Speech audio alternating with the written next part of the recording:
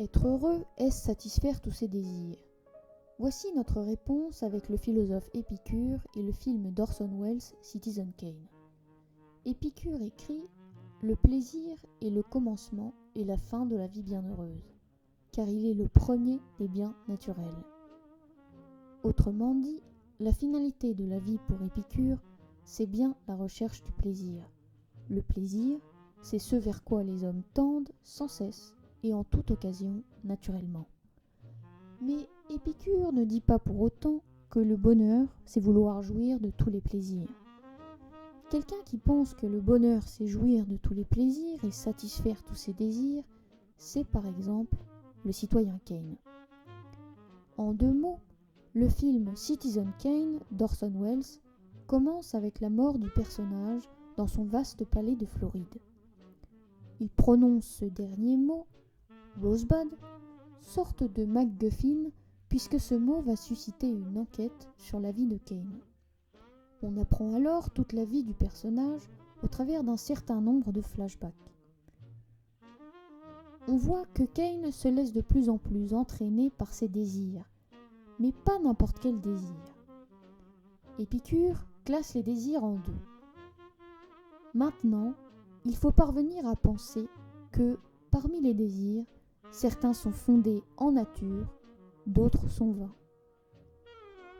Il y a donc d'une part, selon Épicure, les désirs naturels, c'est-à-dire les désirs qui peuvent être satisfaits, et d'autre part, les désirs vains, c'est-à-dire les désirs illimités. Or, Kane n'est mu que par une chose, la soif de pouvoir, la soif de gloire. La vie de Kane se passe à satisfaire sans cesse des désirs vains, des désirs illimités. D'abord son désir de devenir un grand journaliste, de développer le plus grand journal des États-Unis, son mariage avec la nièce du président des États-Unis, qui le fait entrer dans la sphère des plus grands hommes de pouvoir du pays, son entrée en politique et sa campagne pour être gouverneur, enfin, tous ces biens matériels. Il veut par exemple acheter le plus gros diamant du monde, il acquiert le plus grand château du monde, son immense hangar de statues et d'objets de grande valeur, avec ce plan qui semble remonter le temps de cette vie faite d'acquisitions. Kane cherche donc son bonheur dans les désirs illimités. Il croit que le bonheur, c'est satisfaire tous ses désirs, aussi grands et aussi nombreux soient-ils. Alors qu'est-ce que lui répondrait Épicure? Épicure lui dirait que certes, le bonheur est bien un état de plaisir. Mais il lui dirait aussi que le but de la vie, ce n'est pas rechercher tous les plaisirs. Le bonheur, c'est plutôt éviter la douleur. Il faut rechercher l'absence de troubles de l'esprit et du corps. Le bonheur, ce n'est pas avoir assouvi tous ses désirs, c'est être libéré de toutes les passions, de toutes les émotions, de tous les soucis qui peuvent nous faire souffrir. Le bonheur est donc un état négatif, il est l'absence de troubles. Pourquoi est-il l'absence de troubles?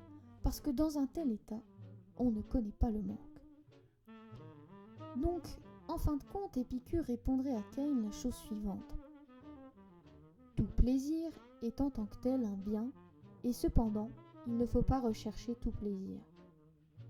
Autrement dit, tous les plaisirs ne sont pas à rechercher, car ils peuvent mener à la souffrance. Et de fait, il est vrai qu'en fin de compte, Kane finit dans le malheur, malgré toute cette richesse et tout ce pouvoir.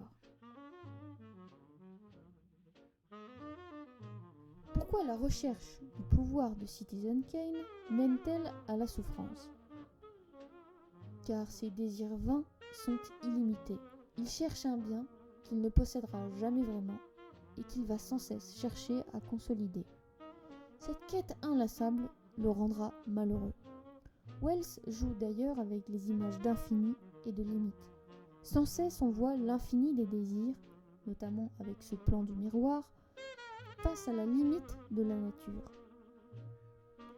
Kane a tout désiré en vue de sa gloire, mais au fond il ne croit en rien, il n'a pas d'idée. Il est seulement obnubilé par ce roulement infini de satisfaction. Caïn ne cherche que sa propre puissance. Non seulement avoir obtenu ce qu'il désirait ne l'a pas rendu heureux, mais également tous ses désirs vains ne font qu'augmenter le trouble de son âme. On peut désirer être plus riche, mais alors on passe toute sa vie dans un souci de savoir comment le devenir, comment accroître son pouvoir, comment consolider celui qu'on a. Et en fin de compte, le monument qu'il a voulu construire autour de sa personne se réduit à une misérable énigme, Rosebud, qui ne voulait finalement rien signifier de plus important qu'un jouet d'enfant.